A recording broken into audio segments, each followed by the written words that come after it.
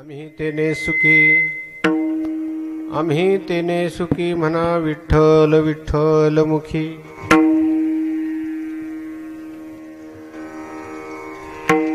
सूर्यकन्या माता तापीच्या या पवित्र किनाऱ्यावर भगवान श्री रामेश्वराच्या कुशीमध्ये वसलेल्या श्री क्षेत्र भोकर गावामध्ये स्वानंद सुख निवासी परमहंस संत श्री हरिहर बाबा यांच्या पुण्यतिथी महोत्सवानिमित्त चालत असलेला अखंड हरिनाम संकीर्तन सप्ताह, या सप्ताहाच्या आजच्या या 7व्या क्रमांकाची सेवा सर्व गावकरी मंडळ आणि श्री हरिहर बाबा भक्त परिवार, स्वानंद सुख निवासी संत श्री गंगागिरी बाबा भक्त परिवार, सर्व हरिभक्त परायण सर्व संत मंडळी यांच्या आज्ञेने माझ्या वाट्यावर ही सेवा आलेली आहे। सेवेकरता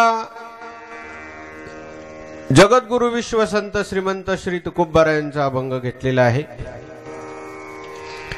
आजची ही कीर्तनाची सेवा श्री बळवंत रामचंद्र जोशी यांचे पुण्य स्मरणार्थ त्यांचे चिरंजीव श्री हरिभक्त परायण राजेंद्र बळवंत जोशी सर यांच्याकडून आजच्या या कीर्तनाची सेवा आहे।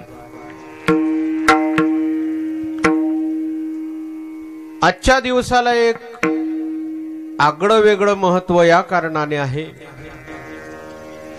की बाबांचा आज पुण्यतिथी महोत्सव आहे।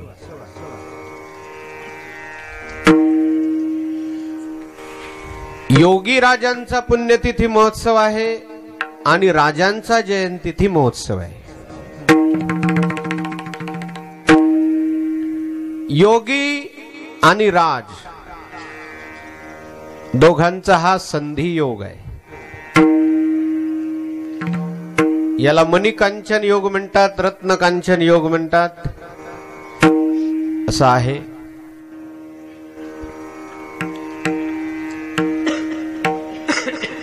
सेवेकरता घेतलेला अभंग हा प्रासंगिक प्रकरणातील आहे।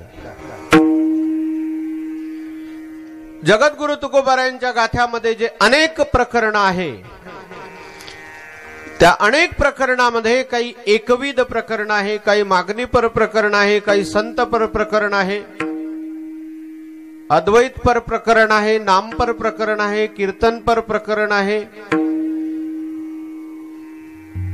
पौराणिक प्रकरण आहे, पंढरी महात्म्यपर प्रकरण आहे, तसंच एक प्रासंगिक प्रकरण आहे। छत्रपती शिवाजी महाराज यांच्या अंतःकरणामध्ये असणाऱ्या साधूविषयीचा विश्वास, साधूविषयीची श्रद्धा, साधूविषयीचं राजांच्या अंतःकरणात असणारं एक अलौकिक, अनमोल, अवर्णनीय आणि वंदनीय स्थान।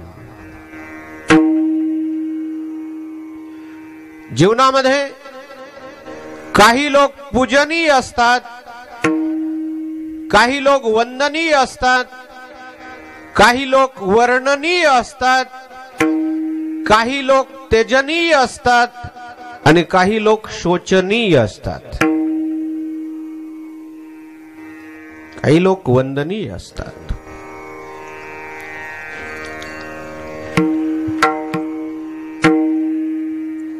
छत्रपती शिवाजी महाराजांच्या जीवनामध्ये जगद्गुरु तुकोबारायांचं जीवन हे वंदनीय आहे, पूजनीय आहे, आदरणीय आहे। कदाचित आई साहेब जिजामातेने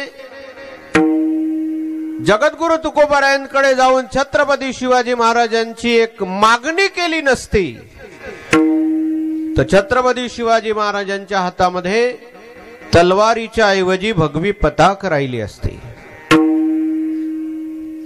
भगवी पताक राहिली असती.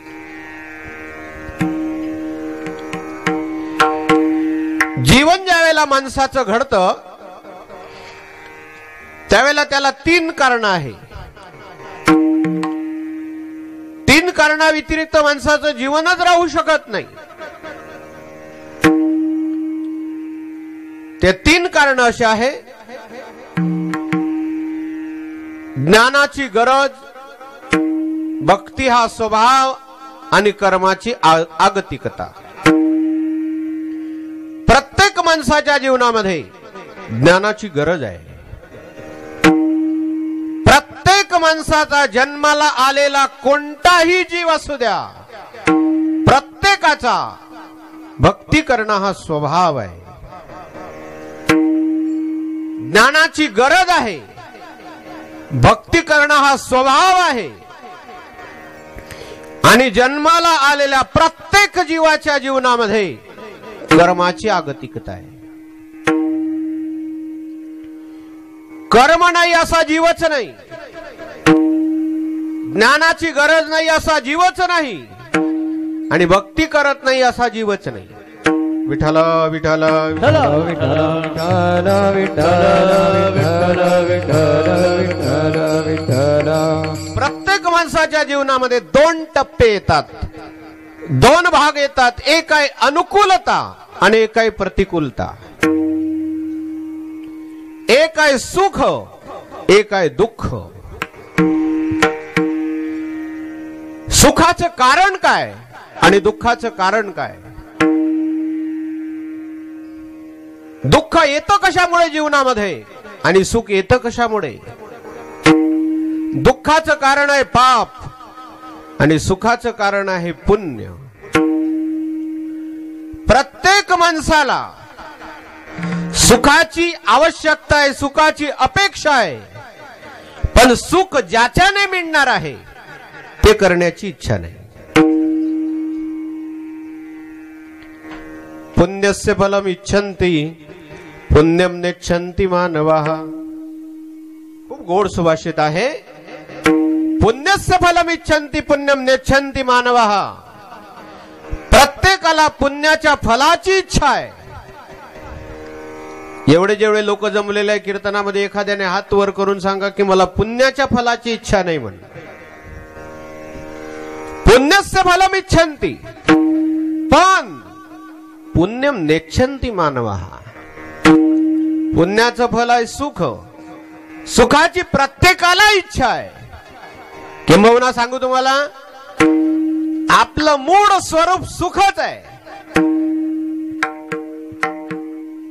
दुःख हे आगंतुक आलेलं आहे. मूळ आपलं अधिष्ठान सुख आहे. सुखाची प्रत्येकाला इच्छा आहे, पण सुख ज्याच्या द्वारा मिळणार आहे ते करायची इच्छा नाही. सुख मिळतं पुण्याने, पुण्य करायची इच्छा नाही. सुखस्य फलम इच्छन्ति पुण्यस्य फलम इच्छन्ति पुण्यम नेच्छन्ति मानवः. पुढचा मुद्दा आहे का? पापस्य फलम न इच्छन्ति पण पापम कुर्वन्ति यत्नतः. पापाच्या फलाची इच्छा कुणालाही नाही, कुणालाच नाही पापाच्या फलाची इच्छा. पण ज्याच्याने पाप होणार आहे ते केल्या वाचून राहतच नाही. खूप गोड एक प्रसंग आहे. दुर्योधनाचा आणि भगवंताचा संवाद आहे. भगवंताने दुर्योधनाला विचारलं, दुर्योधना, अरे तुला कळत नाही का की तू जे करतोय ते पाप आहे म्हणून, अन्याय आहे म्हणून, पांडवांना त्रास देणं चुकीचं आहे? तुला कळत नाही का?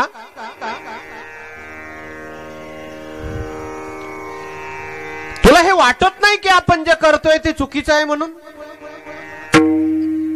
2 सूत्र लक्षात ठेवा सज्जन हो. दिवसभर जे आपण कर्म करतो ते झाल्यानंतर रात्री झोपत असताना सकाळी उठल्यापासून तर रात्री झोपेपर्यंत जे चांगलं आहे ते दुसऱ्या दिवशी त्याची पुनरावृत्ती करण्याचा प्रयास करा आणि जे आपल्यालाही दुःख देणार आहे आणि दुसऱ्यालाही दुःख देणार आहे ते दुसऱ्या दिवशी टाकण्याचा प्रयत्न करा. रात्री झोपताना ही 2 कामं करा. दुर्योधनाला देवाने विचारलं, दुर्योधना, अरे पांडवांना त्रास देणं हे चांगलं नाही, तुला कळत नाही का? श्रूयताम धर्म सर्वस्व श्रुत्वा चैवावधार्यताम आत्मनाः प्रतिकूलानि परेशाम न समाचरेत. महाभारतामध्ये व्यासांनी धर्माची व्याख्या केलेली आहे.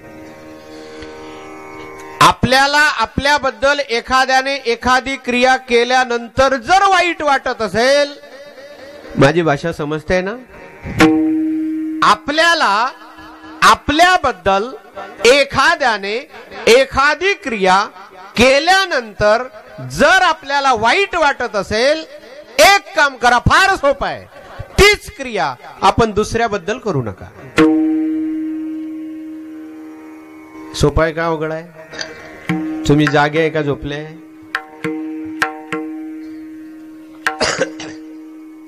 श्रेयताम धर्म सर्वस्व श्रुत्वा चैवावधार्यताम आत्मनः प्रतिकूलानि परेशाम न समाचरेत. खूप सुंदर व्याख्या केली व्यासांनी. परेशाम न समाचरेत हाच मोठा धर्म आहे. पण नेमकं असं असतं सज्जनो, आपण जे करतो त्याचा आपण पुरस्कार करत असतो. नाही, मी केलं तेच बरोबर आहे आणि समोरच्याने केलं ते चुकीचं आहे. याच्यातच सर्व लोकांचं जीवन चाललंय. दुर्योधनाला विचारलं देवाने, अरे दुर्योधना, तू जे करतोय ते चुकीचं आहे, तुला वाटत नाही का रे? तुला धर्म अधर्म याची व्याख्या नाही कळत का? अरे धर्म कशाला म्हणतात, अधर्म कशाला म्हणतात, अरे पुण्य कशाला म्हणतात, पाप कशाला म्हणतात, तुला कळत नाही का रे? तुकाराम महाराजांनी खूप सोपी व्याख्या सांगितली आहे पुण्य पापाची. परोपकार करणं याच्यासारखं पुण्य नाही आणि दुसऱ्याला त्रास देणं याच्यासारखं पाप नाही. पुण्य परोपकार पाप ते परपीडा. पुण्य परोपकार पाप ते परपीडा. पुण्य परोपकार पाप ते परपीडा. पुण्य परोपकार पाप ते परपीडा. अनेक नाही जोडा दुधायासी. अनेक नाही जोडा दुधायासी. पुण्य परोपकार पाप ते परपीडा. पुण्य परोपकार पाप ते परपीडा. अनेक तुझा नाही जोडा दुधायासी. अनेक नाही जोडा दुधायासी. पुण्य परोपकार पाप ते परपीडा. पुण्य परोपकार पाप ते परपीडा. पुण्य परोपकार पाप ते परपीडा. अनेक नाही जोडा दुधायासी. अनेक नाही जोडा दुधायासी. पुण्य परोपकार पाप ते परपीडा. अनेक नाही जोडा दुधायासी. अनेक नाही जोडा दुधायासी. परोपकार करण्यासारखं पुण्य नाही आणि दुसऱ्याला त्रास देण्यासारखं पाप नाही.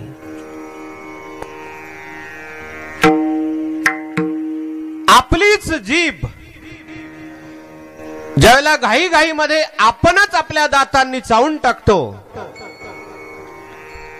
ज्ञानोबाराय मुक्ताबाई ज्ञानोबाराय म्हणतात, कोणी दात पाडले का? जिभेला त्रास झाला की नाही? दातांनी जिभेला चावलं ना, त्रास जिभेला झाला ना, पण जिभेला त्रास झाल्यानंतरही आपण त्याबद्दल खेद का मानत नाही? आपण जिभेलाही आपलंच मानतो आणि दातांनाही आपलंच मानतो.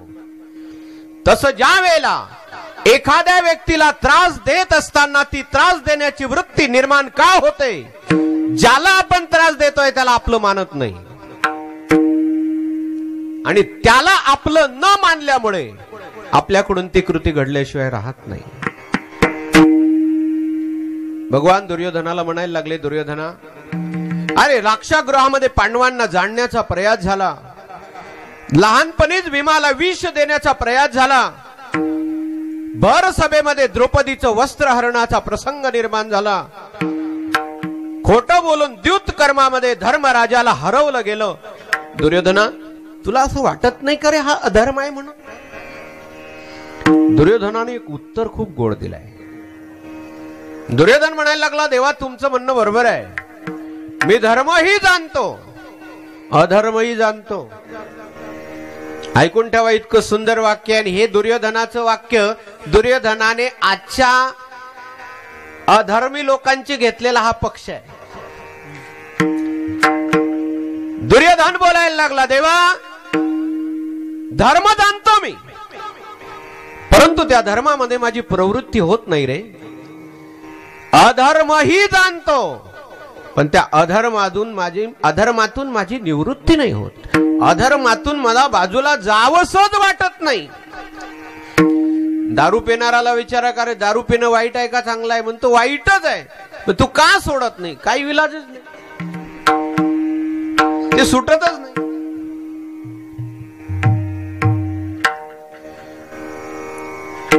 संत स्वामी श्री रामकृष्ण परमहंस महाराज यांच्या दर्शनाला एक त्यांचा भक्त यायचा. ऐकून ठेवा, नेहमी त्यांचा एक श्रद्धावान भक्त यायचा. श्रोता वेगळा आणि भक्त वेगळा. कीर्तनकाराचा वक्त्याचा केवळ श्रोता नसावा, भक्त असावा. माझं वाक्य समजलं तर बरं होईल, कारण श्रोता केव्हा सोडून जाईल सांगता येत नाही, भक्त नाही सोडून जाईल. बरं का देवा?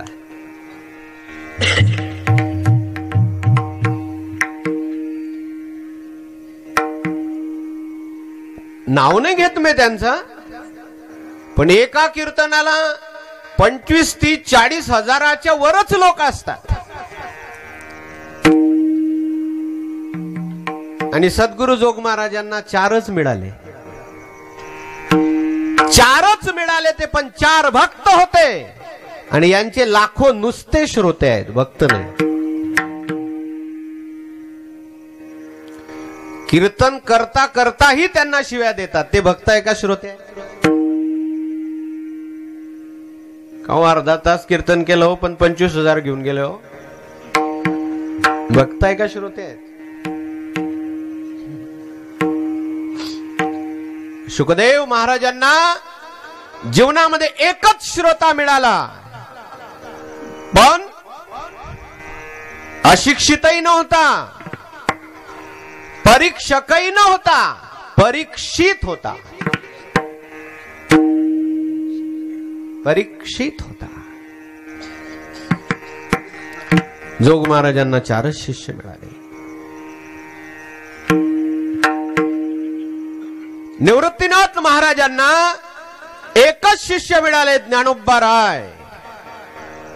पण ऐसी चराचरी कीर्ती जानी, ऐसी चराचरी कीर्ती जानी, ऐसी चराचरी कीर्ती जानी, ऐसी चराचरी कीर्ती जानी. उभारी लादो दाती लोक भारी, उभारी लादो दाती लोक भारी, ऐसी चराचरी कीर्ती जानी, ऐसी चराचरी कीर्ती जानी. उभारी लादो दाती लोक भारी, उभारी लादो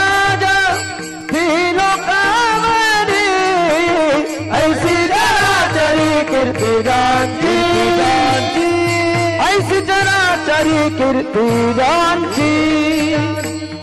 स्वामी की रामकृष्ण परमहंस यांच्या दर्शनाला तो नेहमी यायचा, त्यांचा एक भक्त, परंतु दारू पिऊन यायचा.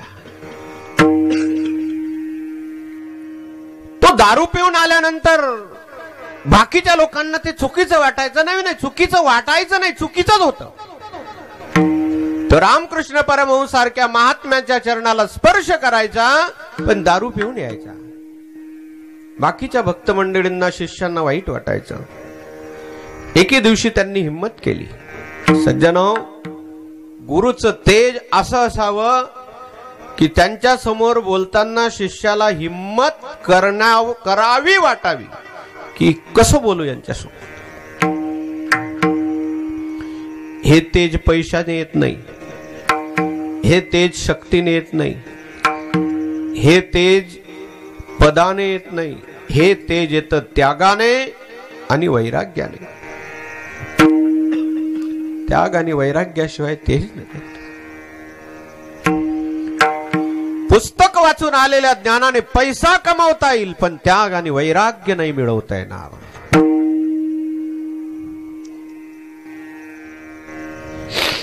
रामकृष्ण परमहंस त्यांच्याकडे ते गेले आणि म्हणायला लागले, बाबा क्षमा मागतो आम्ही तुम्हाला, पण हा जो तुमच्या जवळ तुमच्या दर्शनाला रोज येतो ना, तो दारू पिल्याशिवाय येतच नाही. रामकृष्ण परमहंसाने एके दिवशी त्याला विचारलं, का रे बाबा, अरे तू माझ्या दर्शनाला ये, तू दारू पिऊन ये, तू प्रवचनाला. म्हटले, हो बाबा, एक काम करणे, ते दारू सोडून दे. तो म्हणायला लागला, बाबा दारू सुटत नाही. रामकृष्ण परमहंस म्हणायला लागले, मग मला सोडून दे. म्हणे तुम्हालाही सुटत, तुम्हीही सुटत नाही. अरे एक तर दारू सोड, एक तर मला सोड. तो म्हणायला लागला, दारूही सुटत नाही आणि तुम्हीही सुटत नाही. मग रामकृष्ण परमहंस ते सज्जन ते म्हणायला लागले, एक काम कर, तू दारू अवश्य पीत जा, याचा विपर्यास करू नका. माझ्या बोलण्याचा गलत अर्थ काढू नका. रामकृष्ण परमहंस म्हणायला लागले, तू दारू पीत जा, पण एक काम करत जा, ज्याही वेळेला तर तुला दारू पिण्याची इच्छा होईल किंवा ज्याही वेळेला तू हातामध्ये दारूचा ग्लास घेसेल, त्यावेळेला ती दारू अगोदर मला समर्पण करत जा आणि मग पीत जा.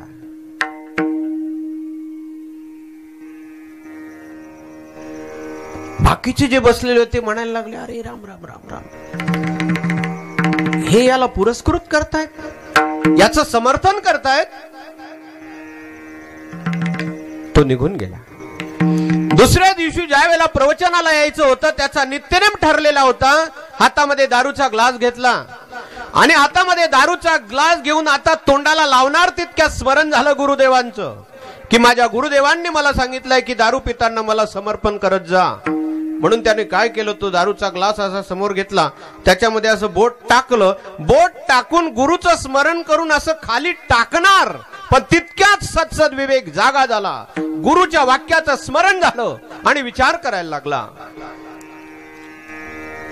इतकी अपवित्र दारू, इतकी अपवित्र वस्तू मी माझ्या पवित्र गुरुला कशी देऊ. तिथेच हातचा ग्लास सुटला, व्यसन संपलं. याला भक्त म्हणतात का श्रोता म्हणतात? विठ्ठला विठ्ठला विठ्ठला विठ्ठला विठ्ठला विठ्ठला विठ्ठला विठ्ठला विठ्ठला विठ्ठला विठ्ठला. दुर्योधनाला विचारलं, तू धर्म जाणतो ना? म्हटले हो. मग तू त्या धर्मावर प्रवृत्त का होत नाही? जानामि धर्मम, पण महाराज नचमे प्रवृत्ती, त्याच्यामध्ये माझी प्रवृत्ती होत नाही हो. मी अधर्मही जाणतो, पण त्या अधर्मातून माझी निवृत्ती होत नाही. दुर्योधनाला विचारलं का होतं? काय पडकं उत्तर दिलं दुर्योधनाने. जे आजचे विज्ञानवादी लोक देतात तेच उत्तर दुर्योधनाने द्वापार युगामध्ये देऊन टाकलेलं आहे. दुर्योधन म्हणायला लागला, महाराज जानामि धर्मम नचमे प्रवृत्ती, जानामि अधर्मम नचमे निवृत्ती. पण का? देवाने विचारलं असं का? त्याने उत्तर दिलं, केनापि देवेन हृदि स्थितेन यथा नियुक्तोसी तथा करोमि. दुर्योधन म्हणायला लागला माझ्या हृदयामध्ये कोण असा देव वसलेला आहे. म्हणजे दुर्योधनानेही देव मान्य केला. कोण माझ्या हृदयामध्ये देव असा बसलेला आहे की तो मला जशी बुद्धी देतो तसं मी करतो. विठ्ठल विठ्ठल विठ्ठल विठ्ठल विठ्ठल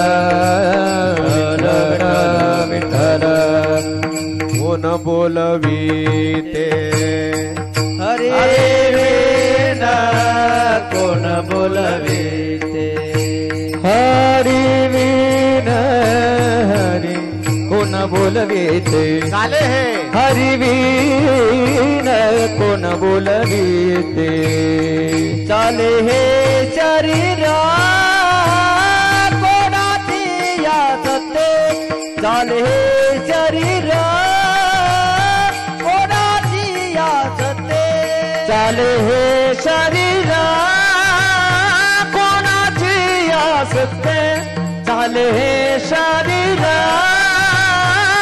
कोणाची याचते बोलविते हरी वीणा कोण बोलविते हरी वीणा देखवी ऐकवी एक नारायण देखवी ऐकवी एक नारायण कोण बोलविते हरी वीणा कोण बोलविते हरी वीणा देखवी ऐकवी एक नारायण देखवी ऐकवी एक नारायण. त्या श्लोक आणि हे तुकोबरायांचा अभंग.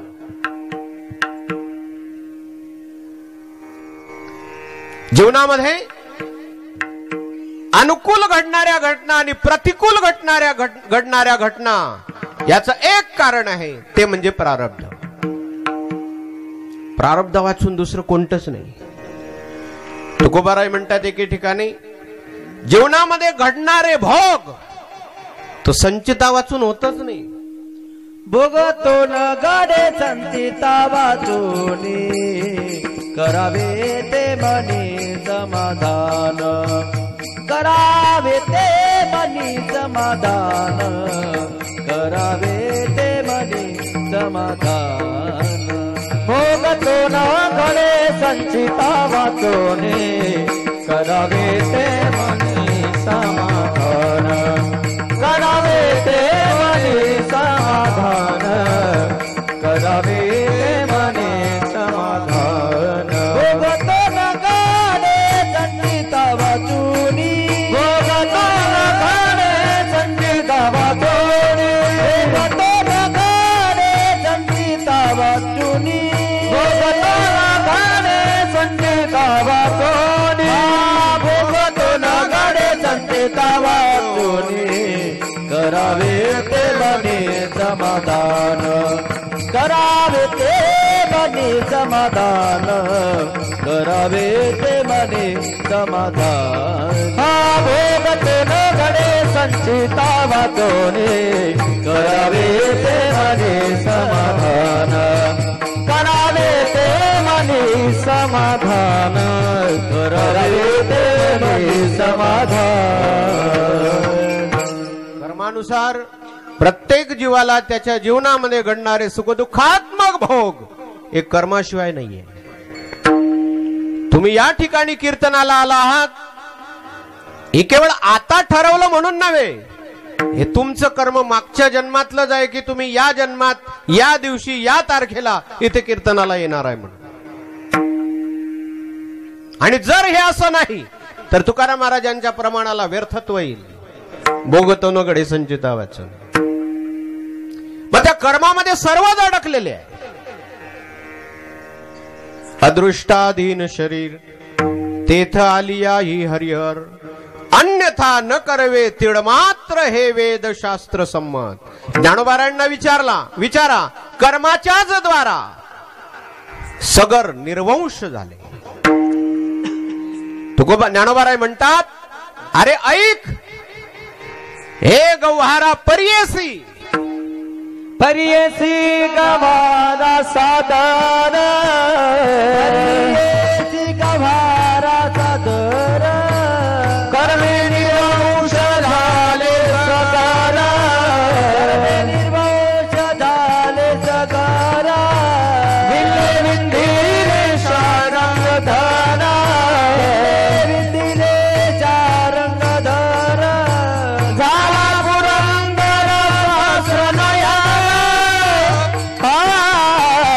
कर में मनमथ झाला से राख, कर में मनमथ झाला से राख, झाला पुरंदर जस्र नयन,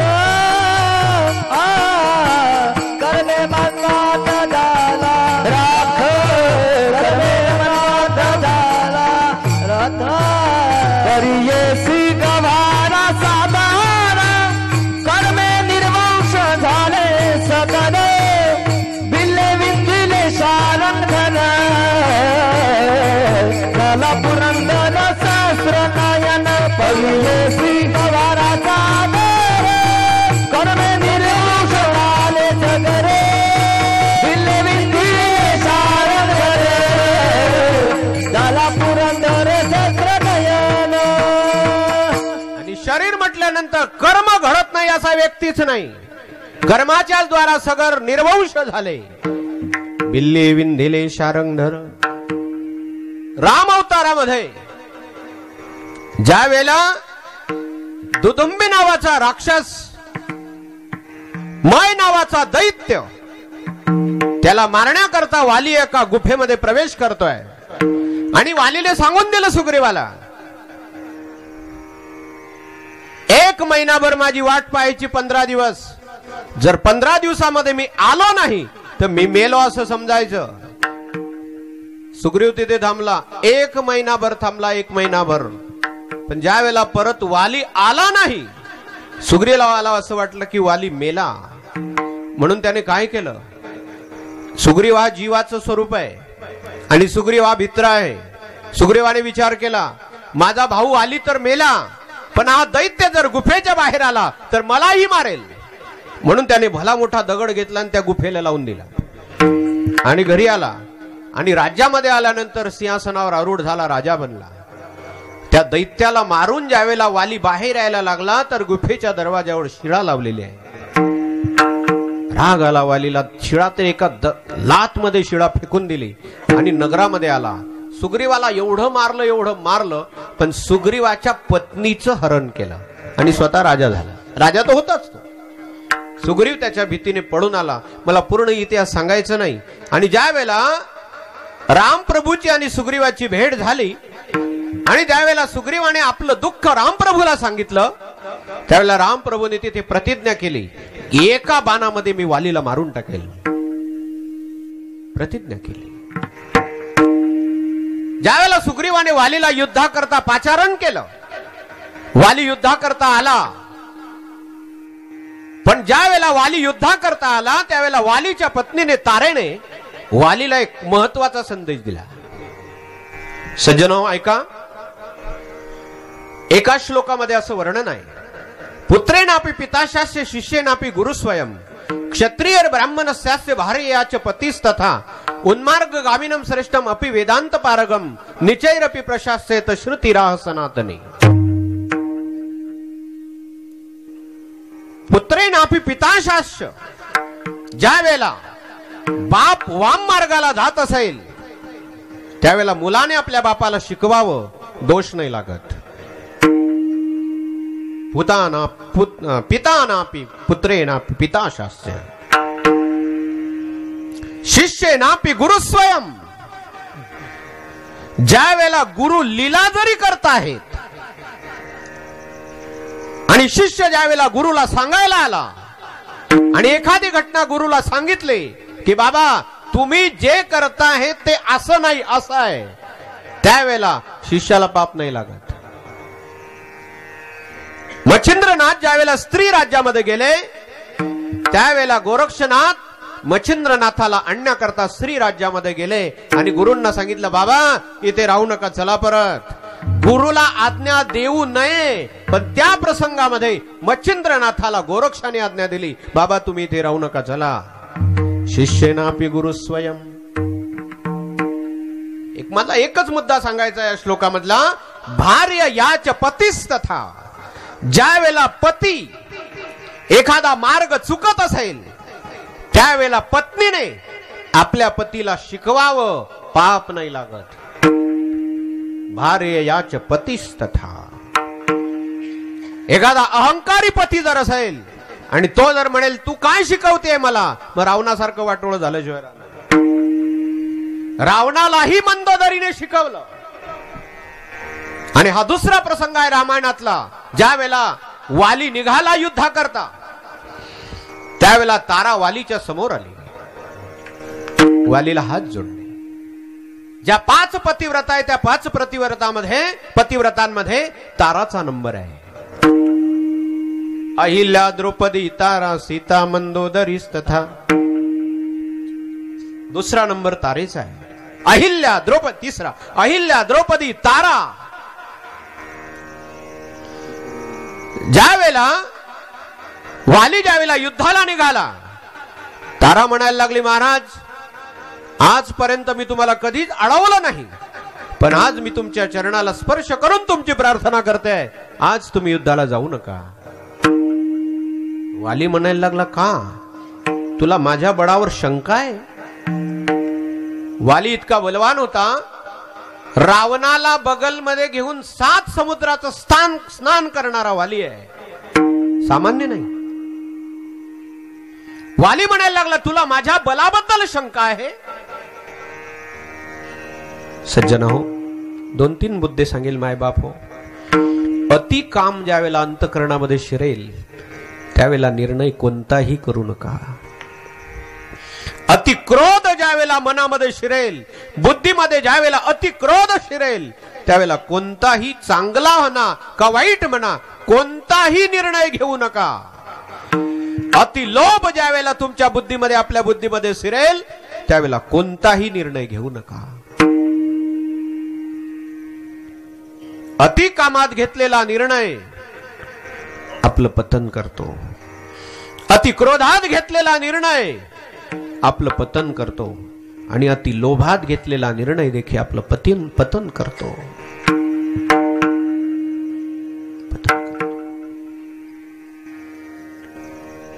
छत्रपती शिवाजी महाराजांचे चिरंजीव संभाजी महाराज, अति घाईमध्ये घेतलेला निर्णय होता छत्रपती शिवाजी महाराजांपासून वेगळं होण्याचा. अति घाईत घेतलेला निर्णय होता. वालीला म्हणायला लागली तारा, महाराज माझी विनंती आहे का, तुम्ही आज युद्धाला जाऊ नका. म्हणले का? जो भाऊ तुमच्या नजरेला नजर मिळवू शकत नव्हता, ज्या अर्थी आज तो तुम्हाला युद्धाला पाचारण करतो आहे, त्या अर्थी तो बोलत नाहीये. त्याच्या पाठीमागे बल आहे, ते श्रीरामांचं बल आहे. म्हणून तुम्ही आज युद्धाला जाऊ नका. आणि ही घटना उघड झाली केव्हा? ज्या वेळेला वालीला भगवंताने बाण मारला आणि वाली ज्या वेळेला धर्माची नीती रामाला सांगायला लागला, त्यावेळेला राम प्रभू वालीला बोलले. तो पुढचा प्रसंग आहे. युद्धाला आला वाली. पहिल्यांदा तर सुग्रीव घाबरला, पडत आला. परत रामप्रभूने आपल्या गळ्यातली एक माळा सुग्रीवाच्या गळ्यात घातली. तिथेच सुग्रीवाचा विजय झाला. आणि ज्या वेळेला झाडाच्या आड उभं राहून भगवंताने बाण मारला वालीला, वाली तर जमिनीवर पडला. सुग्रीव धावत गेला. भाऊ आहे शेवटी सज्जन हो. धावत गेला सुग्रीव, वालीला उचलला. वालीची मान आपल्या मांडीवर घेतली आणि सुग्रीव रडायला लागला. रामप्रभू जवळ आले. वा वा. आणि सुग्रीवाला म्हणायला लागले, सुग्रीव तुझी जर इच्छा असेल तर तुझ्या भावाला मी आता चिरंजीव बनवून टाकतो. सुग्रीव म्हणायला लागला. वालीला विचारलं, तुझा जगण्याची इच्छा आहे का?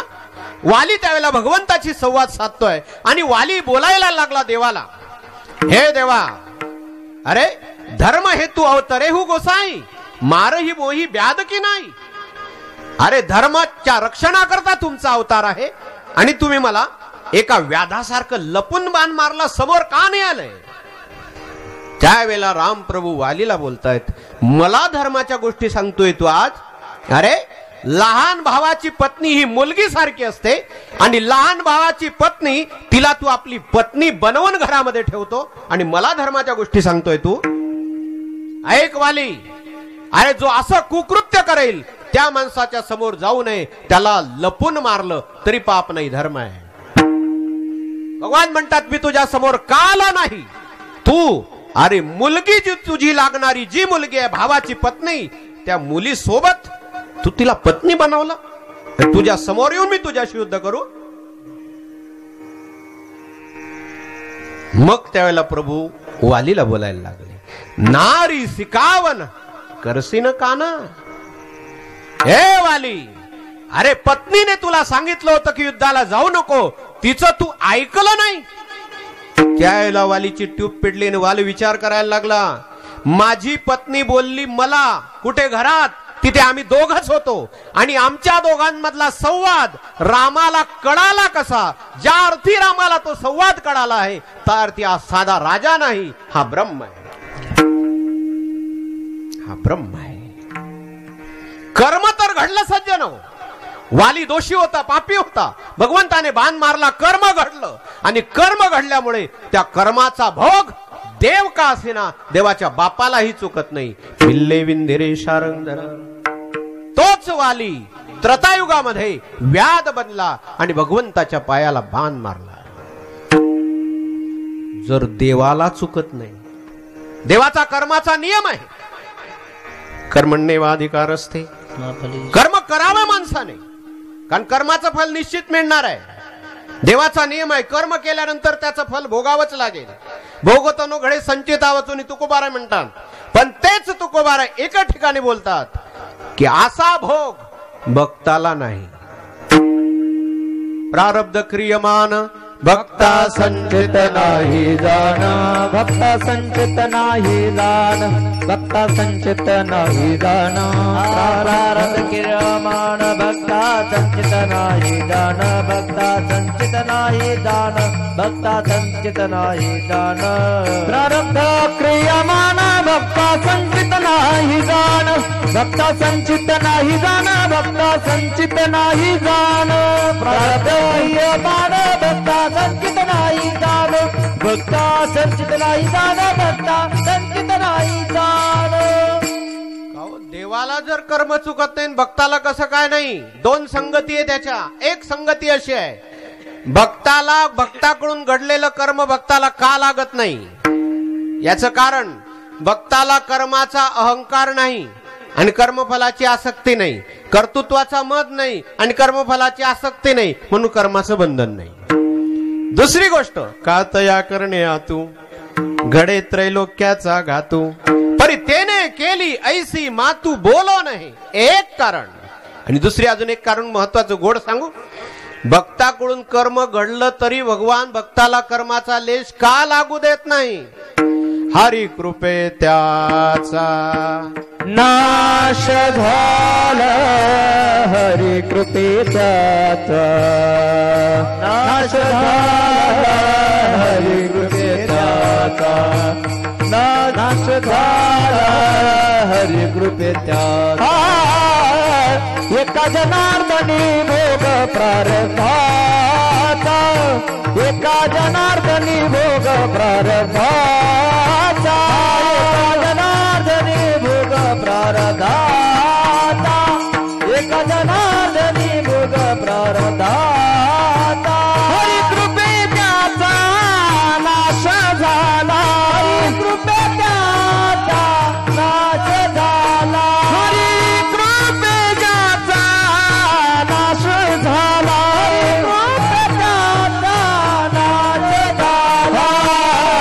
हरिमुखे गातार बलिचिंता, हरिमुखे गातार बलिचिंता, हरिमुखे गातार बलिचिंता, हरिमुखे गातार बलिचिंता. अजून एक संगती सांगू गुरु कृपेने आठवली ते, भक्ताकडून एखाद्या वेळेला कर्म जरी घडलं तरी त्या कर्माचे फलभोग स्वतः भगवान भोगतो. अंबरीशी कारणे जन्म सोसियले, अंबरीशी कारणे जन्म सोसियले, कारणे जन्म सोसियले, अंबरीशी कारणे जन्म सोसियले. किती एक दुष्ट निर्धारिले, किती एक दुष्ट निर्धारिले, किती एक. विद्वान लोक इथे वा, पण जसं थोडस काय भक्ताला कर्मच नाही आणि कर्माशिवाय भोग नाही. अन्न मिळतं प्रारब्ध कर्मानुसार, धन मिळतं प्रारब्ध कर्मानुसार, मान मिळतो प्रारब्ध कर्मानुसारच. प्रारब्धाची जोडे धन, प्रारब्धाची वाडे मान, प्रारब्धाची वाडे मान, प्रारब्धाची वाडे मान, प्रारब्धाची जोडे धन, प्रारब्धाची वाडे मान, प्रारब्धाची वाडे मान, प्रारब्धाची वाडे. अन्नमान धन तो प्रारब्धाधीन, हे तो प्रारब्धाधीन, तो प्रारब्धाधीन. अन्नमान धन तो प्रारब्धाधीन, हे तो प्रारब्धाधीन, तो प्रारब्धाधीन. अन्नमान धन, अन्नमान धन तो प्रारब्धाधीन, हे तो प्रारब्धाधीन, तो प्रारब्धाधीन. अन्नमान धन,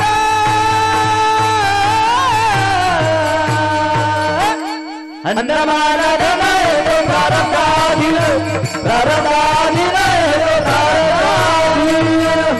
अन्न मिळतं माणसाला प्रारब्धानुसार, धन मिळतं प्रारब्धानुसार, मान मिळतो प्रारब्धानुसार. प्रारब्धाच असेल तरच अन्न मिळेल. एखादा गेला भूक लागलेली होती, खूप भूक लागलेली होती आणि फराळही त्याच्या आवडीचा होता. एकादशी होती म्हणून फराळ शब्द वापरला. फराळही त्याच्या आवडीचं होतं, पण नेमका आता बसणार फराळाला तितक्यात मोबाईल वाजला. म्हणून काही टायमाला मोबाईल बंद करून ठेवले पाहिजे. तितक्यात मोबाईल वाजला, आवाज आला, बेलचा आवाज येता बरोबर त्याने फोन उचलला. अजून घासही घेतलेला नव्हता, आवडीचं फराळ होतं. पण तितक्यात त्याने फोन उचलला, विचारलं काय, पत्नीने फोन केला करून, कुठे आहे तुम्ही? नाही काही नाही, फराळाला बसतोय. लगेच ताबडतोब घरी या. म्हटले का? आपल्या मुलाला चक्कर आला. याला फराळ पोटात नसल्यामुळे याला तिकडे चक्कर येत होता. आवडीचा फराळ, पण मुलाला चक्कर आला हे समजता बरोबर आता खाईल का? अन्न मिळतं ते ही प्रारब्धानुसारच. उठून निघून गेला. आता पान रिकामं झालं. एक आमच्या सारखा चाललेला होता, काही आमंत्रण नव्हतं.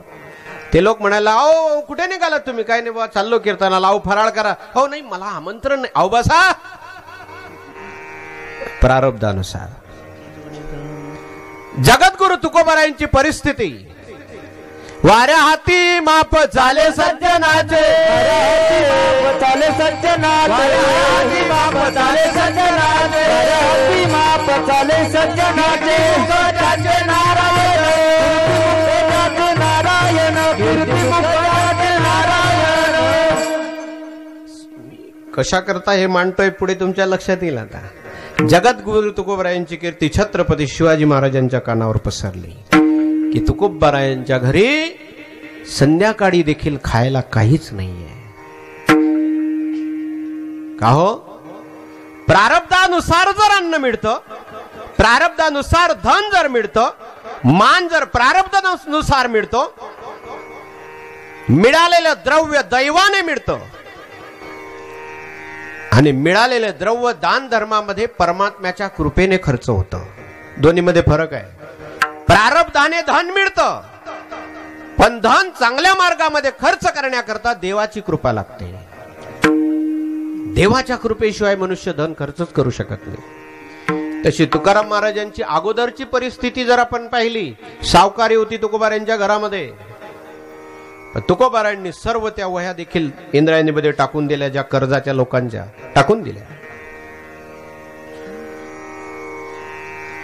जर साधूला कर्म नाही तर तुकाराम महाराजांना मग हे धनाचं प्रारब्ध कर्मानुसार झालं ना. सांगू आता पुन्हा, तुकोबारायांची जी अवस्था होती ती साधन सिद्धाची अवस्था होती. एथ वडील जे जे करीती त्या न्यायाने तुकोबाराय जीवन जगत होते.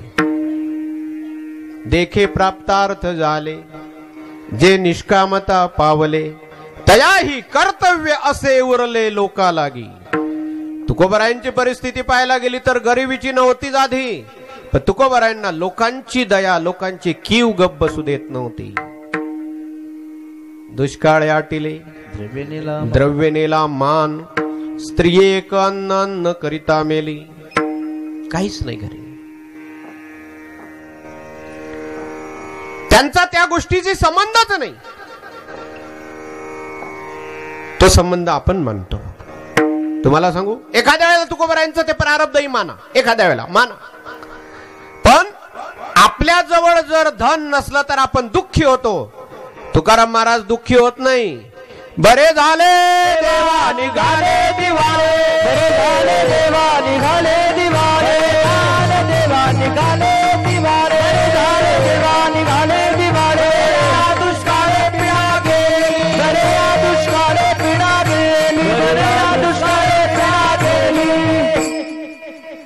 आपले जर पैसे कुठे गेले तर आपण रडत बसतो, पण तुकोबारायांची ती अवस्था नाही.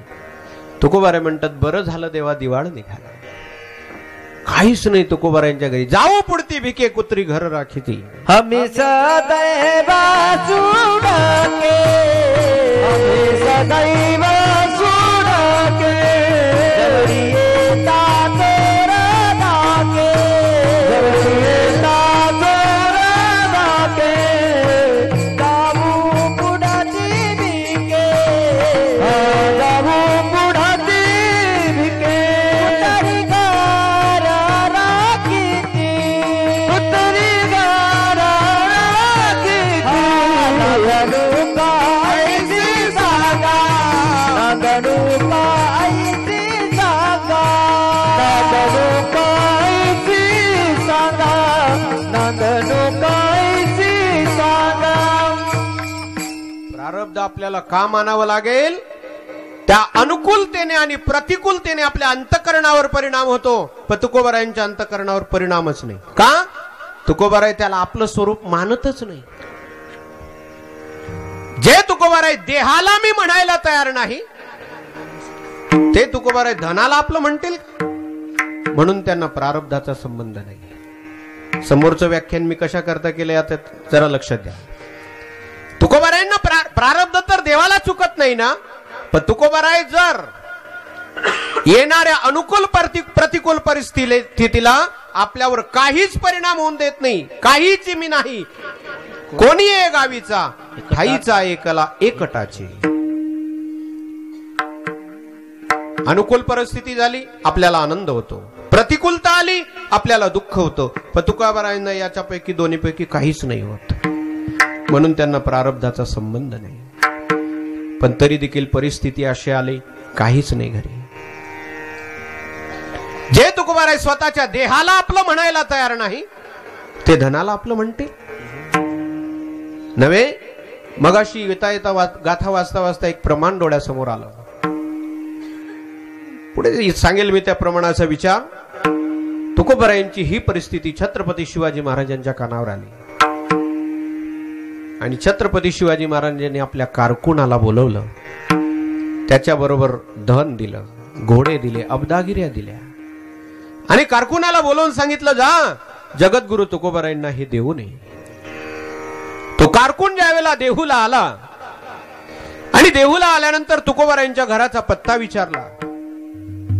लोकांना विचारलं का हो देहूमध्ये तुकाराम महाराज कुठे राहतात? लोकांनी दाखवून दिलं, ते चंद्रमौळी घर तुकोबारायांचं आहे. घर दाखवलं. घराचा शोध घेत घेत कारकुन तिथे गेला आणि गेल्यानंतर तुकोबाराय भजन करत बसलेले होते. कारकुन तिथे गेला, तुकोबारायांच्या चरणाला प्रणाम केला आणि म्हणायला लागला, महाराज मला राजांनी पाठवलेलं आहे. कोण राजे? कारण मुंगी आणि राव आम्हा सारखाची जीव. कोण राजे? कोणी पाठवलं? छत्रपती शिवाजी महाराजांनी. कशा करता? तुमची परिस्थिती तुमची परिस्थिती राजांना माहिती पडली म्हणून हे धन, हे अब्दागिऱ्या, घोडे, लवाजमा तुमच्या करता पाठवलेला आहे. तुकोबारायांच्या डोळ्यात अश्रू आले आणि तुकोबारायांच्या मुखातून वाक्य निघालं, गो मांसा समान तुका म्हणे आम्हा धन. काय शब्द आहे महाराज, गो मांसा समान. गाईच्या मांसासारखा मला धन आहे महाराज. पत्र लिहिलं तुकोबारायांनी आणि कारकुनाला सांगितलं, तुमच्या राजाला जाऊन हे पत्र द्या आणि सांगा, तुम्हाला जर आम्ही सुखी व्हावं असं वाटत असेल, आमचं दारिद्र्याचं दुःख जावं असं तुम्हाला जर वाटत असेल, तर आम्ही म्हणतो ते तुम्ही करा. ते अभंगाच्या पहिल्या चरणात. आम्ही तेने सुखी, आम्ही तेने सुखी, आम्ही तेने सुखी, आम्ही तेने सुखी, आम्ही तेने सुखी, आम्ही तेने सुखी, आम्ही तेने सुखी, आम्ही तेने सुखी, आम्ही तेने सुखी, आम्ही तेने सुखी, आम्ही तेने सुखी, आम्ही तेने सुखी, आम्ही तेने सुखी, आम्ही तेने सुखी, आम्ही तेने सुखी, आम्ही तेने सुखी. मना विठ्ठला विठ्ठला मुखी, विठ्ठल मुखी, मना विठ्ठल विठ्ठल मुखी, विठ्ठल मुखी, मना विठ्ठल विठ्ठल मुखी, विठ्ठल मुखी, तुमचे विद्यादान, तुमचे विद्यादान, तुमचे विद्यादान,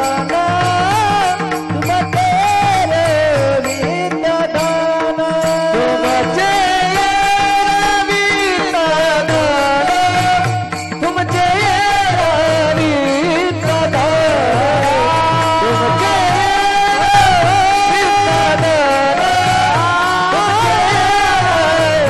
विद्यादान, तुमचे सज्जन हो, ज्या धनाचा आपला काही संबंध नाही, जे आपलं नाही, ते रस्त्यावर जरी पडलेलं असलं, आपलं नाही आहे ना ते, तर त्याचा आपण स्वीकार करू नका, कारण ते आपलं नाही. तुकोबारायांची समाधानाची आणि सुखाची कल्पना कितीतरी पटीने आपल्यापेक्षा वेगळी आहे. तुम्ही देवाचं नाव घ्या, त्याने आम्ही सुखी होऊ. संबंध तुकोबारांनी एका ठिकाणी असा दाखवून दिलेला आहे, देवाच्या संबंधे विश्वची सोय रे. का हो, नाव तुम्ही घेणार आणि सुख आम्हाला मिळेल. कारण काय? देवाच्या संबंधी विश्वची सोय रे. अवघी रूपे तुझी देवा, वंदू भावे करू सेवा.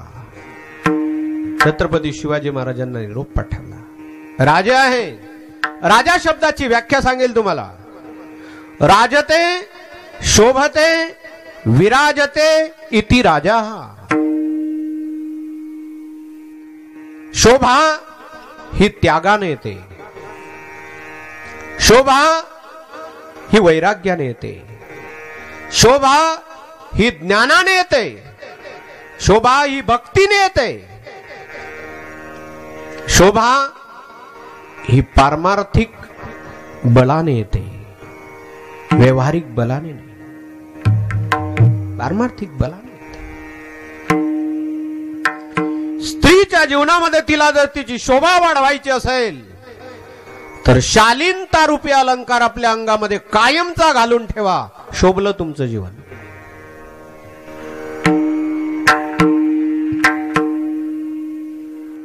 चारित्र्य रूपी अलंकार जीवनामध्ये कायमचा धारण करा.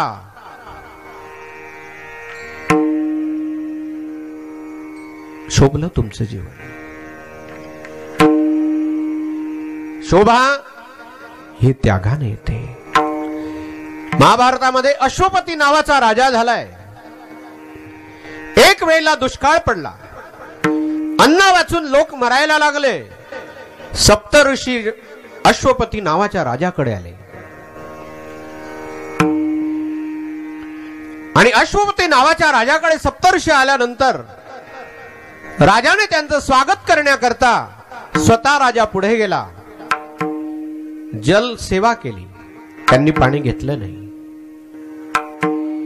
अन्न दिलं, दुष्काळ पडलेला होता, अन्न वाचून प्राण राहणं अशक्य होतं. अन्नाची थाली समोर केली, ऋषींनी अन्नही घेतलं नाही. फलं आणले, फलं घेतले नाही. धन आणलं, धन घेतलं नाही. त्यावेळेला राजा त्या ऋषींना बोलायला लागला, किती गोड चिंतन आहे, लक्षात ठेवा. राजा म्हणायला लागला, महाराज तुम्ही माझ्या घरचं पाणी का घेत नाही? काही काही माणसं कारण नसताना आग्रह करतात. काहीच अर्थ नसतो त्या आग्रहाला. राजाने विचारलं त्यावेळेला, तुम्ही माझ्या घरचं अन्न का घेत नाही? जरा चिंतन आहे का सज्जन हो? राजा ज्या अर्थी बोलतोय की तुम्ही माझ्या घरचं अन्न का घेत नाही, त्याच्या मागचे हेतू राजाने दिलेले आहे. अन्न पाणी कुणाच्या घरचं का घेऊ नये त्याचे हेतू राजा पुढे देतोय. राजा बोलायला लागला, महाराज नमेस्ते नमेस्ते नो जनपदे न कदर्यो न मद्यपाहा नाना हिताग्नि ना विद्वान ना स्वैरिनी कुतहा. राजा बोलतोय, महाराज माझ्या राज्यामध्ये कोणीही चोरी करणारा व्यक्ती नाहीये.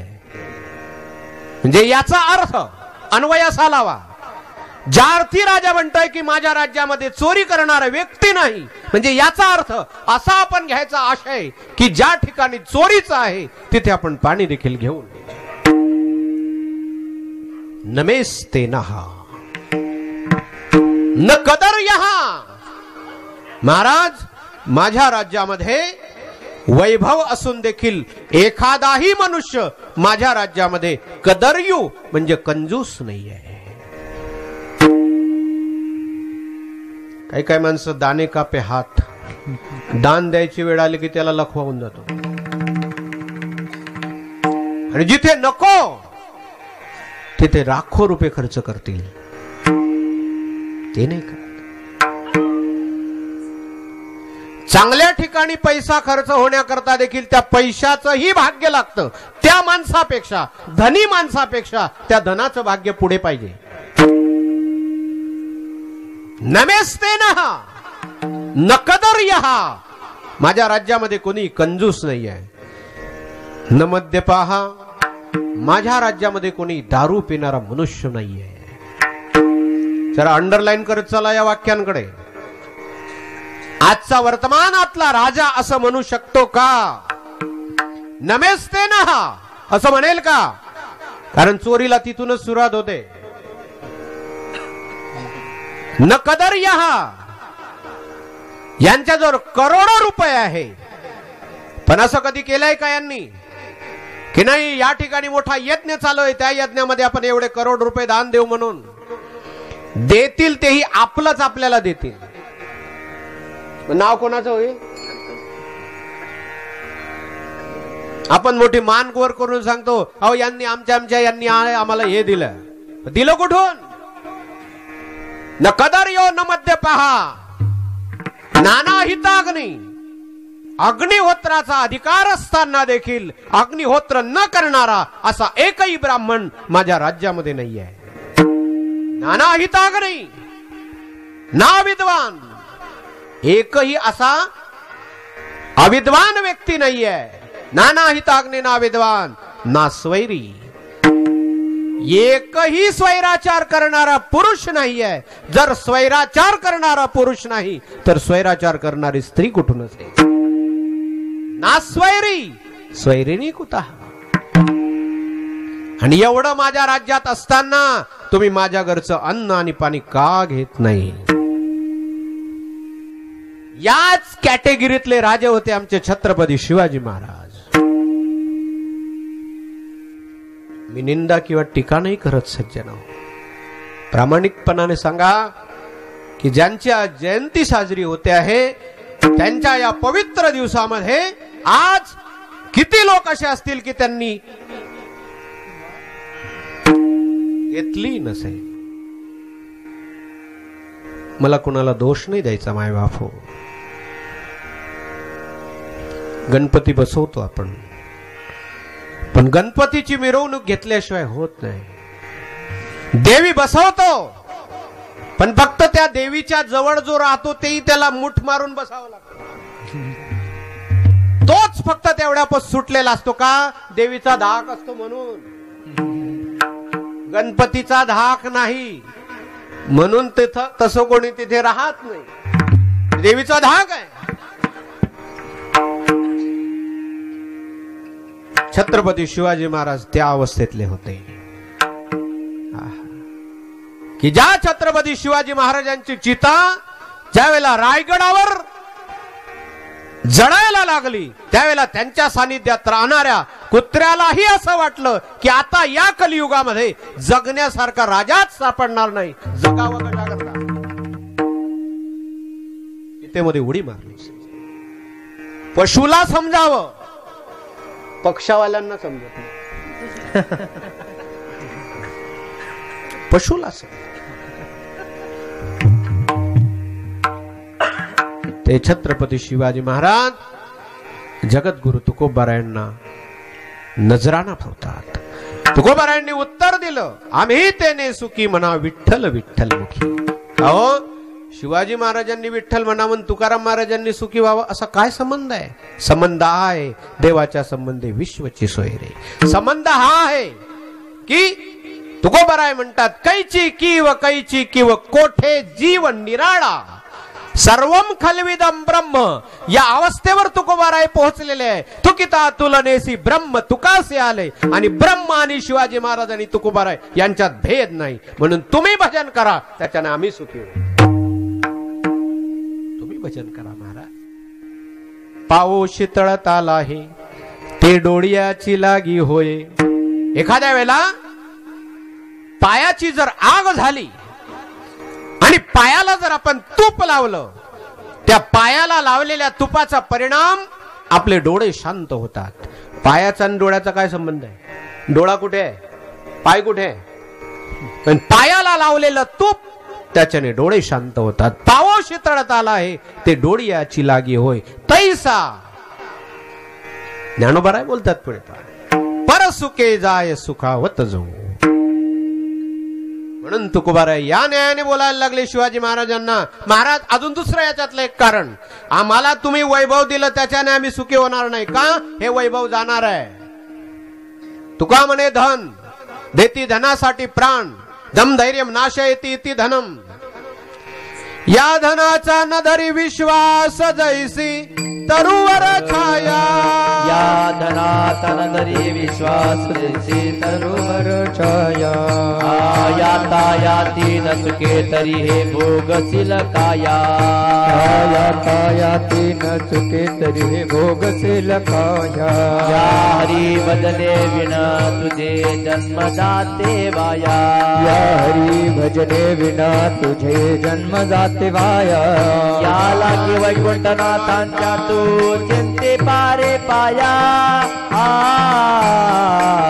ओम नमो भगवते वासुदेवाया. ओम नमो भगवते वासुदेवाया. या लागे वैकुंठनाथांच्या तू चिंते पारे पाया.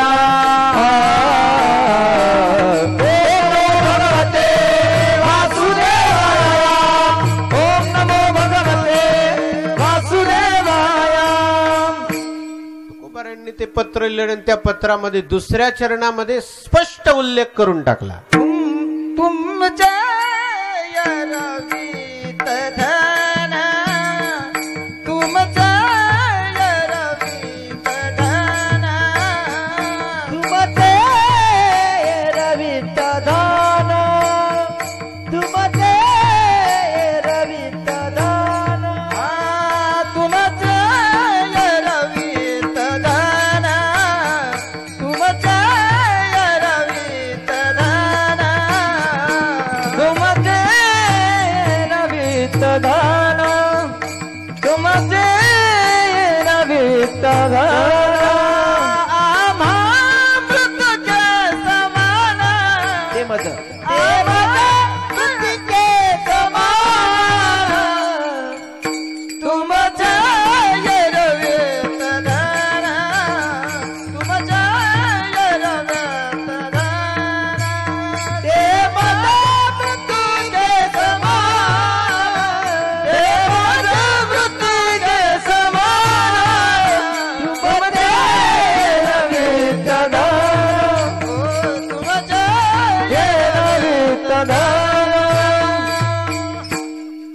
महाराज म्हणताय तुमचे रवित्त धन ते मज मृत्तिके समान. मृत्युके नाही हा, मृत्तिके. मृत्तिका म्हणजे माती. ज्याप्रमाणे मातीला मूल्यांकन आहे तसं तुमच्या धनाला मूल्यांकन आहे. याच्यामध्ये छत्रपती शिवाजी महाराजांचा अवमान नाही केला, धनाचा अवमान केला. कशामुळे की ज्या धनाच्या पाठीमागे 15 अनर्थ लागलेले आहे, ज्या धनामुळे कौरव पांडवांनी यांचं युद्ध झालं, ज्या धनामुळेच कौरव कुळाचा संहार झाला, ज्या धनामुळेच. अहंकार में तीनों गुणे गए, धन वैभव और वंश. अहंकार में तीनों गए, धन वैभव और वंश. ना मानो तो देख लो, रावण कौरव कंस. अहंकार में तीनों, धन स्थेयम हिंसा नृतम दंभ काम क्रोधो स्मयो मदाह भेदो वैरम विश्वास संस्पर्धा व्यसनानीच. तुम्ही एवढं म्हणतायत, मग तुम्ही धन घेतच नाही का? धन आवडतच नाही का? माणसाने धनाविषयी कसं राहावं? साक्षी रूपाने राहावं. रामायणामध्ये गोड चिंतन आलेलं आहे. ज्यावेळेला रामप्रभू चित्रकूट पर्वतामधून निघाले, महर्षी वाल्मिकींजवळ आल्याने विचारायला लागले, महाराज मी कुठे राहू? त्यावेळेला वाल्मिक ऋषीने रामप्रभूला विचारला अगोदर, म्हणे देवा तुम्ही मला विचारतायत की मी कुठे राहू, पहिल्यांदा मला हे सांगा की तुम्ही कुठे नाही. काय गोड प्रश्न विचारला. तुम्ही अगोदर मला हे सांगा की तुम्ही कुठे नाही. कारण सर्वा घटी राम देहा देही एक, सूर्यप्रकाशक सहस्र रश्मी.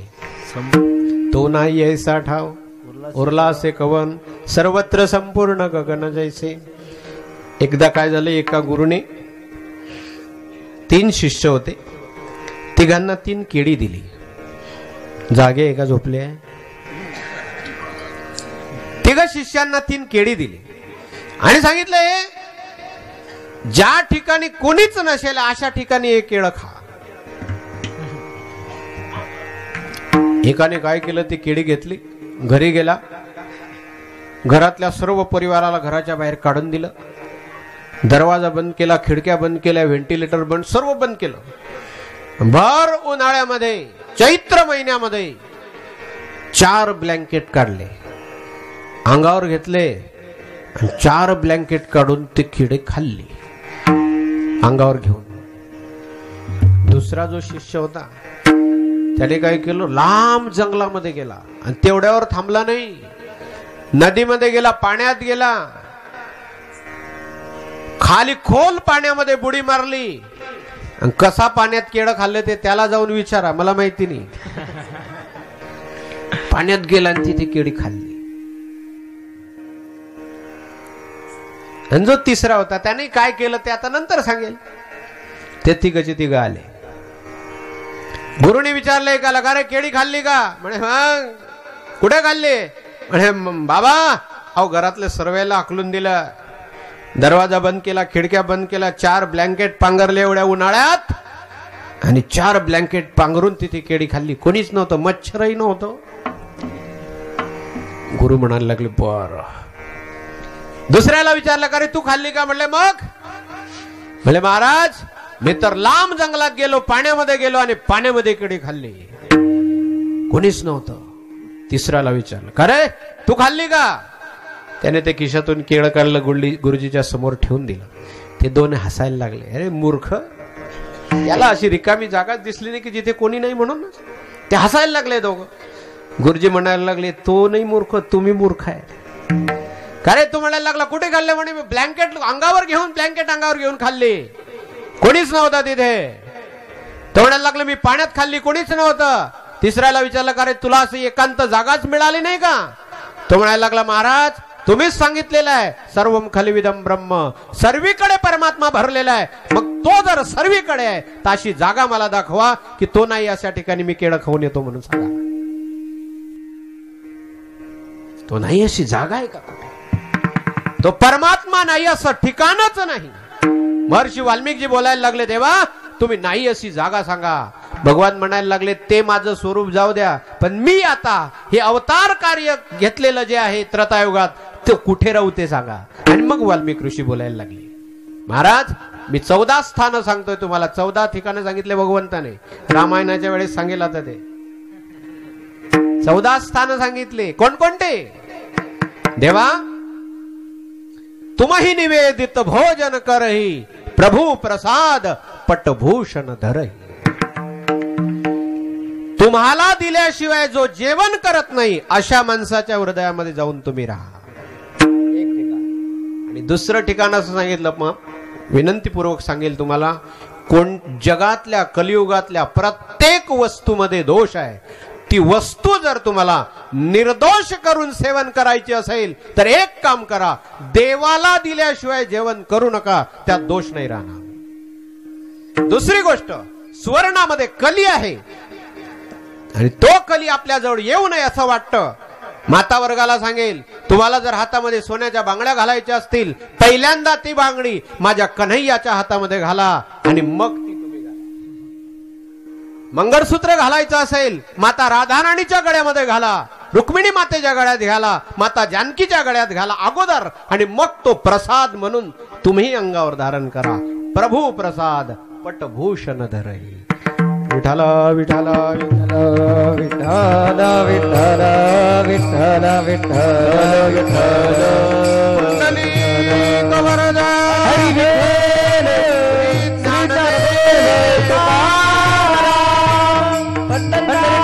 भगवान. धनाला अर्थ नाही, पण धमधैर्यम अर्थ. आचार्य देखील बोलतात, अर्थानामर्जने क्लेशा तथैव परिपालने नाशे दुःखम वे दुःखम दिगर्तान क्लेशकारिणा. पण ते धन तुम्हाला जर योग्य करून घ्यावं वाटत असेल तर प्रभू प्रसाद पटभूषण धरही. तुकोबारे म्हणायला लागले, महाराज तुमचं जे धन आहे ना ते मज मृत्तिके समान. म्हणजे याचा अर्थ त्याच्याविषयी अंतकरणामध्ये आसक्ती नाही, निरासक्तता व्यक्त करण्याकरता तुमचे रवित्त धन ते मज मृत्तिके समान. आम्हाला जर सुखी करायचं आहे तुम्हाला, अजून काय करा? 3ऱ्या चरणात, कंठी मिरवा तुळसी, कंठी मिरवा तुळसी, कंठी मिरवा तुळसी, कंठी मिरवा तुळसी, कंठी मिरवा तुळसी, कंठी मिरवा तुळसी, कंठी मिरवा तुळसी, कंठी मिरवा तुळसी. व्रत करा एकादशी, व्रत करा एकादशी, तुमचे रवित धन, धन तुमचे रवित धन. व्रत करा एकादशी, व्रत करा एकादशी, तुमचे रवित धन, तुमचे रवित धन. देवाला आवडणारा प्रकार जर काय असेल तर तुलसी माला आहे. म्हणून तुकोबाराय म्हणतात, कंठी मिरवाळ तुळसी. अजून काय करा? व्रत. व्रत करा एकादशी. शिवाजी महाराजांना निरोप दिला, महाराज एकादशीचं व्रत करा, आज हरिदिनी आहे. न भोक्तव्यम न भोक्तव्यम न भोक्तव्यम हरेर दिने, पुनर्वच्मी पुनर्वच्मी पुनर्वच्मी, न भोक्तव्यम न भोक्तव्यम हरेर दिने. एकादशीचं खूप महत्व आहे, पण आपली वेळ संपली आता. एकादशीचे दिनी खाईल जो अन्न, शुकर होऊन येईल जन्मा. एकादशीचं अन्न पान, जे नर करती भोजन, श्वान विष्टे समान अधम जनते एक. म्हणून एकादशी हे व्रत वैदिक व्रत आहे. नंद बाबाने देखील भागवतामध्ये एकादशीचं व्रत केलं नव्हे, अंबरीश राजाने एकादशीचं व्रत केलं. आणि त्या एकादशीच्या व्रताचा परिणाम सुदर्शन अंबरीश राजाच्या नगराचं रक्षण करत होतं. इतकं एकादशीचं व्रत महत्वाचं आहे. किंबहुना सांगू एक घटना. सागर आहे, सागर एमपी मध्ये. तिथे एक घटना अशी झाली, एक माता कुत्र्याला भाकर टाकायची पण नेमकं ज्या दिवशी एकादशी असायची त्या दिवशी तो कुत्रा भाकर खात नव्हता. मग ही घटना ज्या व्यक्तीने पाहिलेली स्वतः डोळ्याने त्यांनी मला सांगितली. एकादशीच्या दिवशी ज्या वेळेला त्या मातेने त्या कुत्र्याला भाकर टाकली की तो कुत्रा काय करायचं, ती भाकर खात नव्हता. ती भाकर उचलायचा, तोंडामध्ये ती भाकर उचलायचा, लांब न्यायचा एका झाडाजवळ आणि झाडाजवळ जाऊन आपल्या पायाने अशी जमीन उकरायचा आणि जमीन उकरून त्याच्यामुळे ती भाकर ठेवायचा, त्याच्यावर माती टाकून द्यायचा. मग पुढे काय व्हायचं? दुसऱ्या दिवशी तो कुत्रा द्वादशीच्या दिवशी ती माती काढायचा आणि ती आपण पुरलेली भाकर द्वादशीच्या दिवशी खायचा. योग भ्रष्टो विजायते. मला सांगा, कुत्रा एकादशी धरतो, पुढचं नाही बोलत मी, कुत्रा एकादशी करतो. नामदेवरायांकडे एक वेळेला भगवंताने एका म्हाताऱ्याचं रूप धारण केलं. 5 मिनिटं वाढलेत चालेल का? इच्छा नसली तरी नाही म्हणणार. नामदेवरायांकडे भगवान एका म्हाताऱ्याचं रूप धारण करून आले. एकादशीचा दिवस होता आणि नामदेवरायांना म्हणायला लागले, नामदेवा मला जेवायला दे. नामदेवराय म्हणायला लागले, अरे बाबा भूदेवा, अहो आज एकादशी आहे. ब्राह्मणाचं रूप धारण करून आले भगवान. म्हणायला लागले, भूदेवा आज एकादशी आहे. बरं का महाराज, एक विनंती करतो तुमच्या चरणावर. मी लहान तोंडी मोठा घास घेतोय, पण जो ऐकेल त्याला सांगता येतं. फक्त तुमच्यासारखे सज्जनच ऐकू शकतात, बाकी सर्वच ऐकतील असं आपण म्हणू शकत नाही, किंवा कोणी ऐकणारच नाही असंही आपण दावा नाही करू शकत. एकादशीच्या दिवशी लग्नाची जरी तिथी असली, असतात, नसता असं नाही मला म्हणायचं नाही, असतात तिथी लग्नाच्या. एकादशीच्या दिवशी लग्नाची तिथी असली जरी तरी ती कृपा करून देऊ नका कोणा. त्या दिवशी अन्नदान होतं.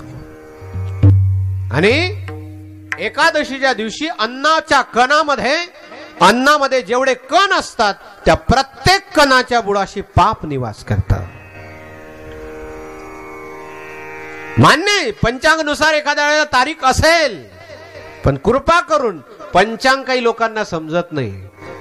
ज्यांना समजते त्यांनी सरळ सांगायचं, ही तारीख लग्नाची नाही, संपलं. त्या दिवशी अन्नदान होणार नाही आणि तेवढं पाप कमी होईल.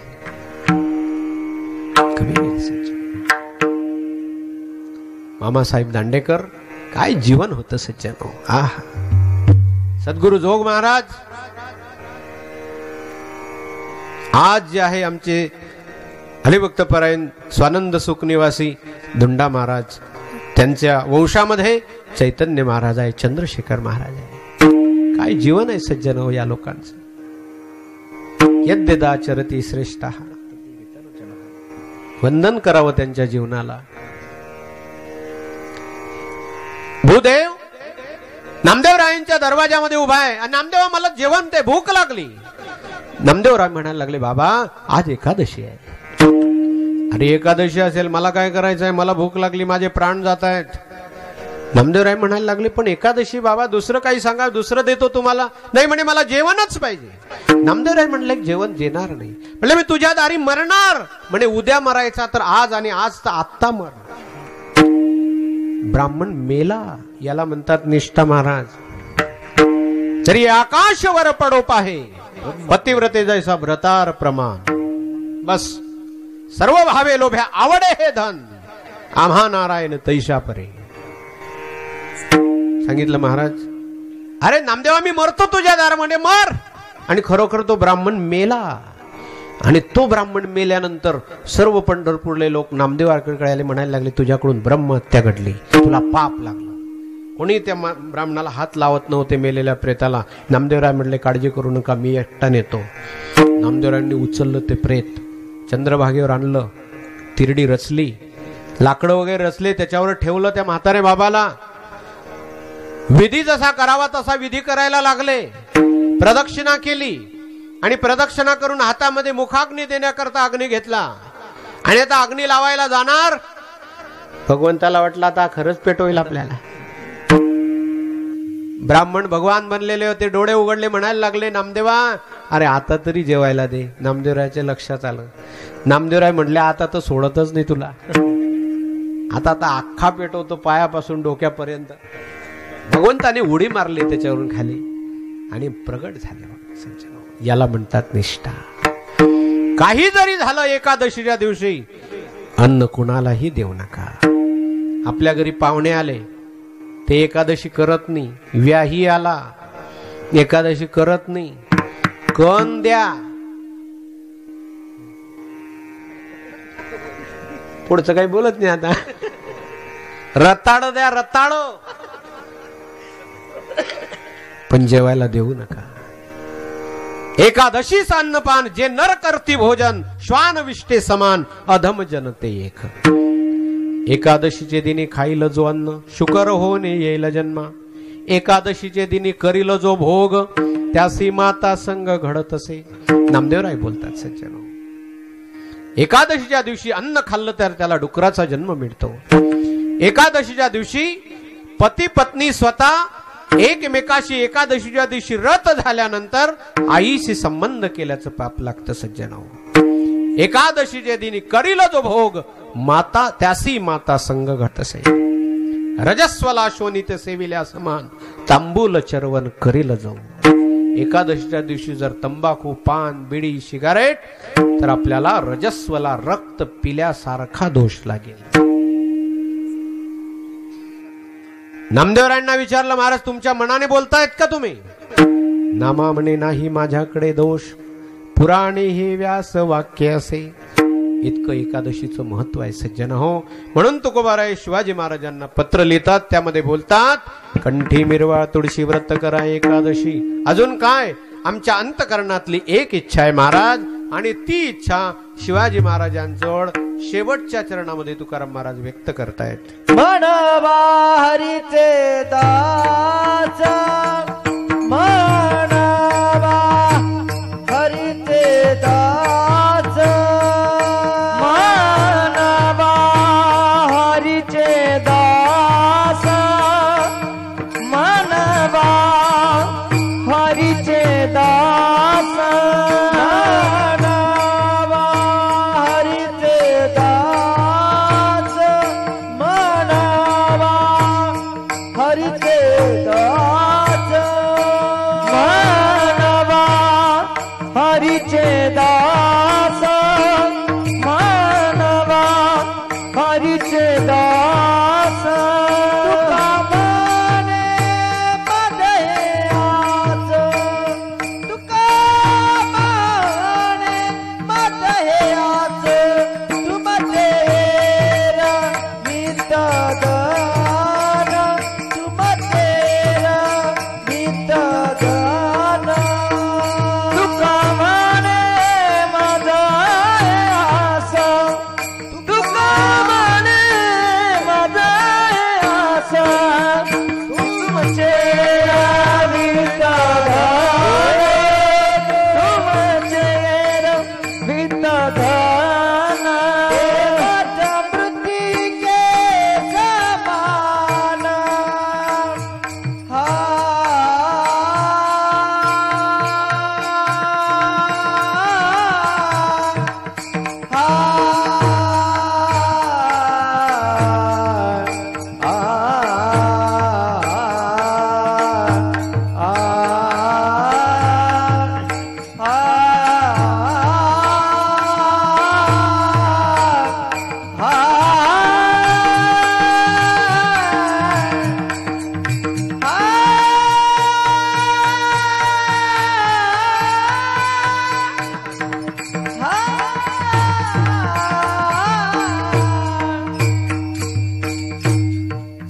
ते माझ्या मृत्तिके समान,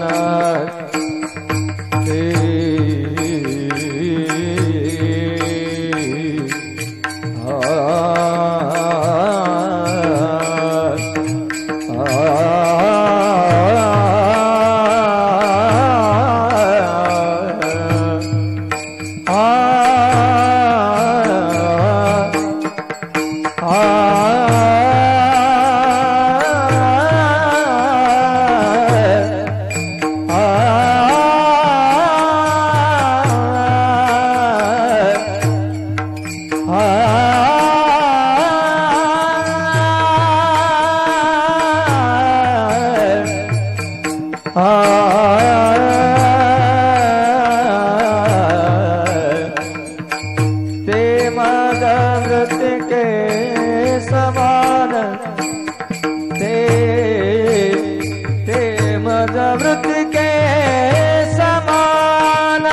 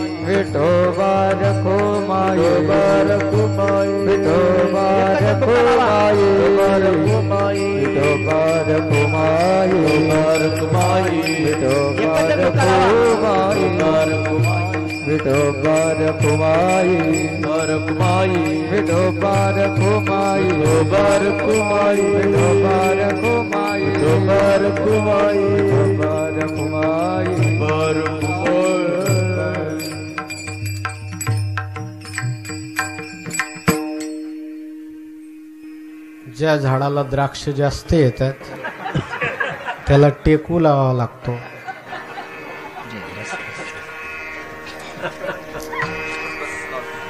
एक सर्वांच्या चरणावर ही विनंती आहे की जे दूध येत आहे तुमच्याजवळ ते सर्वांनी घ्या. तो प्रसाद आहे. ज्यांनी केलं असेल त्यांनी किती प्रेमाने केलं असेल घ्या सर्वांनी. काळजी करू नका.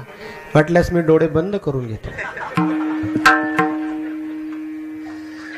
आम्ही तेने सुखी मना विठ्ठल विठ्ठल मुखी तुमचे रवित्त धन ते मज मृत्तिके समान.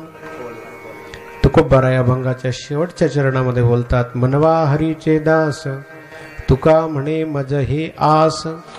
तुकोबारा म्हणतात, मला जर कोणती इच्छा असेल तर एकच आहे की तुम्ही स्वतःला भगवंताचा दास म्हणून घ्या. बघा इतकं गोड चिंतन आहे.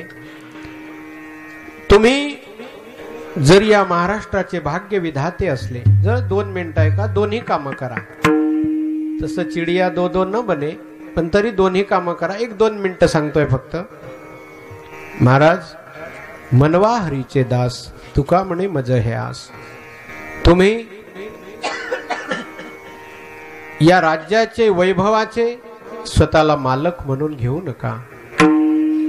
तुम्हाला जे वैभव प्राप्त झालेलं आहे त्या पाठीमागे ज्या परमात्म्याची कृपा आहे ती परमात्म्याची कृपा तुम्ही मनापासून मान्य करा आणि स्वतःला परमात्म्याचं दास म्हणून घ्या.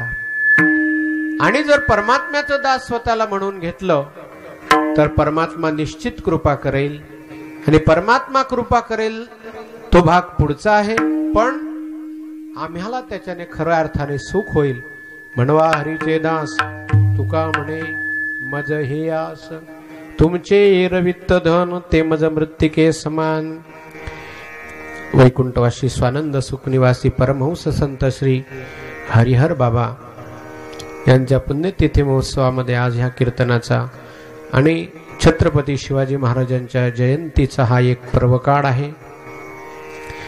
ज्यावेळेला मी इथे आलो खूप समाधान वाटलं. किती गोड मिरवणूक निघालेली होती, काय सुंदर ते पात्र सर्व, खूप आनंद वाटला. खरोखर ज्यांनी आपल्याला हे वैभव दिलेलं आहे त्या राजर्षींना आपण जे वैभवाने मिरवणूक करतो ना, खरोखर स्तुत्य आहे ते. आणि प्रत्येकाचा हा स्वाभिमान आहे, प्रत्येकाने ते करायलाच पाहिजे. ज्याही संतांच्या पुण्यतिथी असतील, जयंती असतील, त्या सर्वांनी केल्या पाहिजे. मी मगाशी वाक्य वापरलं, छत्रपती शिवाजी महाराज केवळ राजे नाही तर राजर्षी आहे, संत आहेत. आणि म्हणून संत हे सर्वांचे असतात. सज्जन हो, संतांना काही विशिष्ट असा एक मर्यादा नसते, ते सर्वांचे असतात. म्हणून सर्वांनी स्वाभिमानाने त्या गोष्टी करायला पाहिजे. एक शिवाजी महाराज जर नसते तर कदाचित या भोकरमध्ये कीर्तनही झालं असतं की नाही काय माहिती. महाराष्ट्रामध्ये आजच्या घडीला जे हजारो कीर्तन होत आहेत त्याच्या पाठीमागे बळ आणि शक्ती जर कोणाची असेल तर फक्त शिवाजी महाराजांची. म्हणून अशा पवित्र महात्म्याचा हा उत्सव आपण साजरा केला.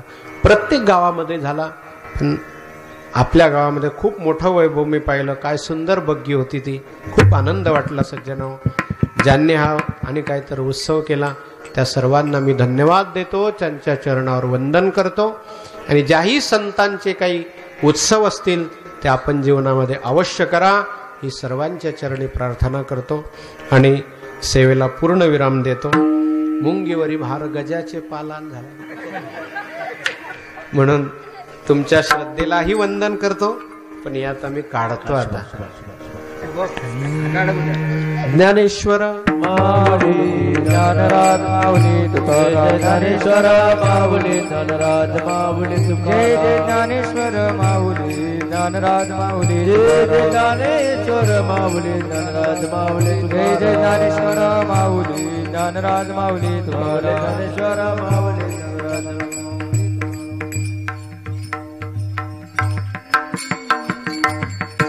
मुक्ताबाई मुक्ताबाई आदिशक्ती मुक्ताबाई, मुक्ताबाई मुक्ताबाई आदिशक्ती मुक्ताबाई, मुक्ताबाई मुक्ताबाई आदिशक्ती मुक्ताबाई, मुक्ताबाई मुक्ताबाई आदिशक्ती मुक्ताबाई. दासा ठाव जावा पाई, दासा